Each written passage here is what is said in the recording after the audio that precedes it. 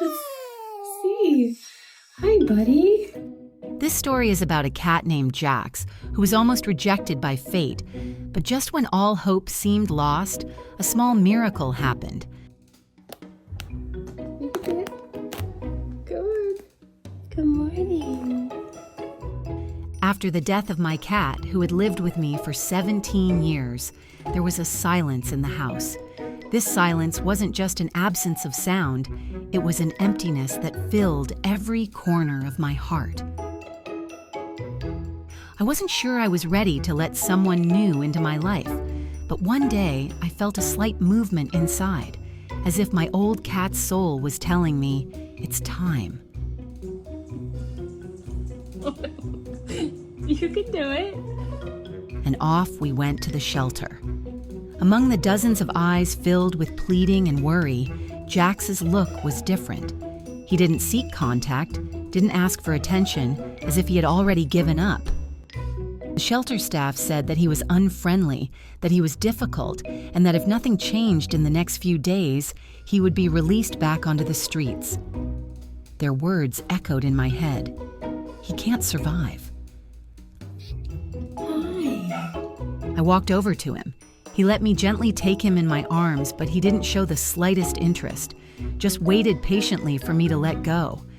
I felt hurt. It's okay. See? I didn't see any anger in him, It's okay. just tiredness.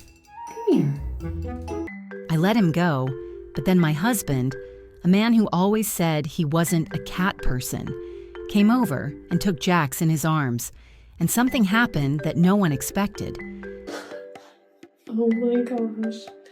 Jax curled up into a ball in his lap as if he had finally found his place in the world. I looked at them and couldn't believe it. Oh no, what? Well, it looks like Marcus got a cat. It was as if they were made for each other. So began a new chapter in our lives.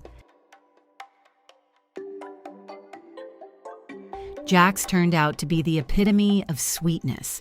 He never once showed aggression, not even a little bit. Just gentleness, reverence, and a hunger for love. He became what they call a cat cuddler. When you picked him up in your arms, he immediately snuggled up with his whole body, as if trying to merge with the person, to become part of the family. I love you. You're so cute. My husband, who wanted to wait at least a year before getting a new pet, now starts every morning with Jax. They have their own ritual. As soon as my husband gets up, Jax rushes to the bathroom and accompanies him as he brushes his teeth. It's almost comical and yet immensely touching. This bond, so simple and sincere. Jax's tail is broken, the shelter told us. No one knew how it happened. The vet thinks he might have been born that way. Fortunately, the tail does not cause him any pain or prevent him from enjoying life.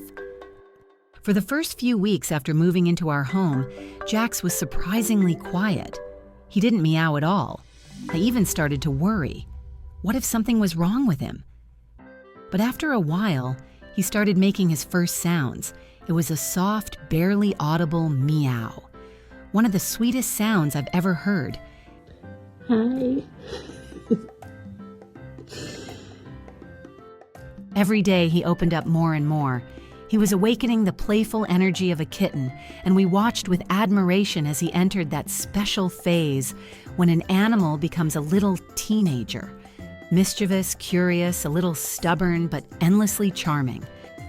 And everything would be just like in a fairy tale, except for one strange behavior. Jax refuses to sleep with us. Not on the bed, not even on a soft pillow, just on the living room floor. I've tried to move him into our room several times, but he always goes back downstairs.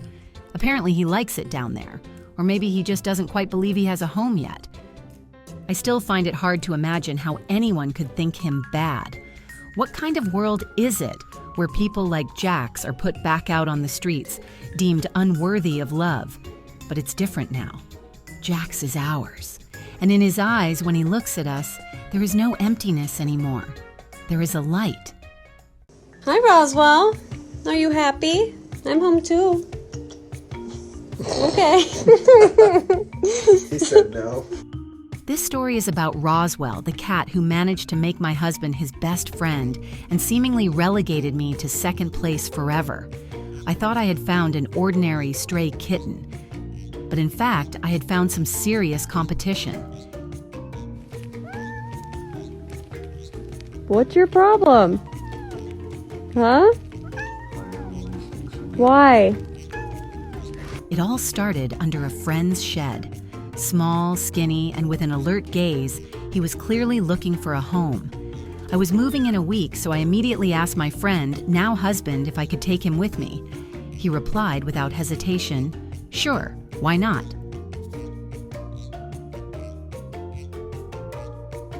And so Roswell came into our lives from that moment on. But as it turned out, he didn't just become part of the family, he literally put me second. He quickly became attached to Drew and began to see me more as an unwanted addition to their friendship. I couldn't help but notice that when he first met Drew, his eyes changed. It was as if he saw his soulmate, and everything that had been between me and the kitten lost its value in an instant. Hey. I guess it was the beard. Drew Roswell's behavior is completely different. He literally paws at it, sits on its chest, frozen in a moment of pure admiration, and doesn't even pay attention to me. When Drew catches him playing pranks, he does it with such ease, as if they've already developed a rapport. "Oh no, I caught him." "Don't worry," Drew says, and Roswell just blinks contentedly and relaxes in his arms. Roswell. What'd I do? When we traveled to the Pocono Mountains for a few days, we were greeted with an expected, but still strange, welcome upon our return. What? Hi. As soon as Roswell saw Drew, he squealed, ran up, stretched, and then literally raised his paws as if to say, Hi. "Please take me by the armpits." They embraced, and it was then that I realized I was an extra here. Only after a few seconds did he deign to turn to me, as if grudgingly acknowledging, "Oh, you're back too."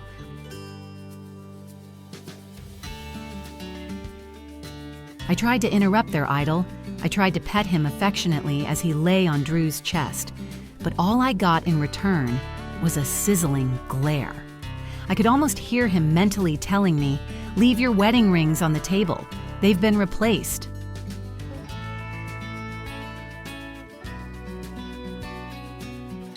For our first anniversary, I even wore a wedding dress, hoping to get the attention back, but they didn't even notice. I sat on the couch in my snow-white outfit, and they just continued their endless string of hugs and mutual admiration.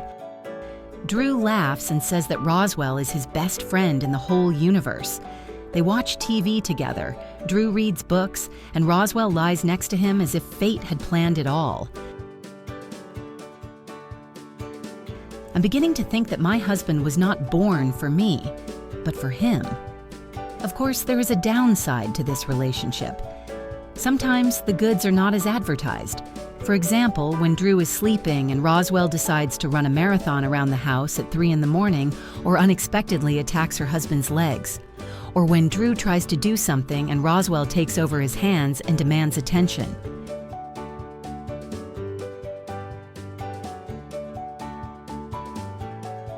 But through it all, their friendship remains unbreakable. I'm still here, in their cozy little world, albeit as a third extra. And who knows, maybe one day Roswell will decide there's room for me in this trio. This is a cockaloodle. This is a cockaloodle. Cockaloodle. This is the story of an extraordinary cat named Bailey, who became the most devoted big brother to my children. The journey that brought Bailey into our lives wasn't easy, but it felt destined. I first found him in my dorm room, a place where pets were strictly forbidden. Of course, within a week, I was caught, and the administration gave me 48 hours to get rid of him. On top of that, my parents, who already had 2 cats and a dog, said I couldn't bring him home. My heart broke as I had already grown attached to this tiny kitten, and I desperately tried to find him a home.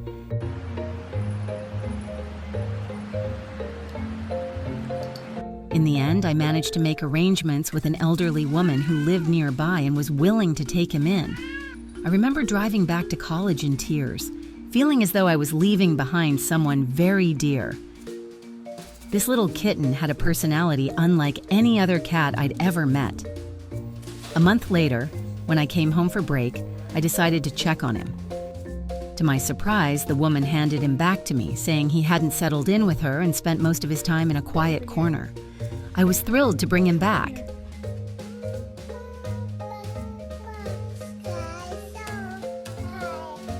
Bailey was back in my room, and although my parents weren't too happy, I promised them I'd find him a new home when I returned to college. But deep down, I hoped they would fall for him as I had. And now, 13 years later, Bailey is still with us. I think it's safe to say I won that little battle. Back then, I never imagined that one day Bailey would be a beloved friend to my children. When we brought our baby girl home, Bailey approached her gently, giving her a curious sniff, although he was initially startled when she moved.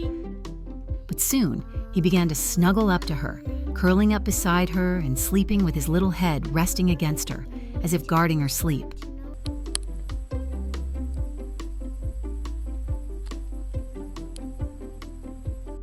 Bailey's tenderness toward my children is something truly special. They constantly invent new games with him. Each morning, we have a cheerful little debate about who will get to feed him. It's become a tradition.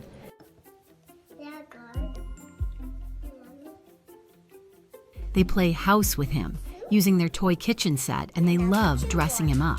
Even though he's a cat, they dress him as a princess, put little hats on him, and even rock him in tiny doll chairs. He wears necklaces, bracelets, and hats with extraordinary patience. Most cats wouldn't tolerate such things, but Bailey just lets them play. I think he loves my girls so much that he's willing to put up with anything for them. Are you rocking your baby? Go take your baby for a walk. Every day I watch with fascination as he interacts with the children. Every morning he sits in the bathroom, watching us get ready as if he's part of our morning routine. But the most amazing thing about Bailey is his habit of following us around the house. When the kids go to bed, he follows them, climbs onto Hannah's bed, and falls asleep beside her. Then, when they're sound asleep, Bailey comes to me as if saying, "Now it's your turn to give me some attention." He just can't get enough of the affection and love my girls offer him.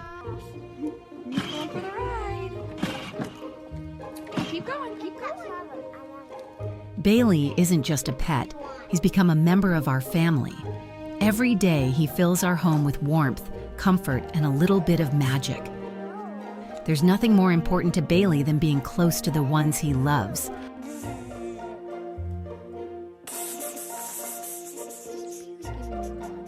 I'm endlessly grateful for the joy he brings into our lives.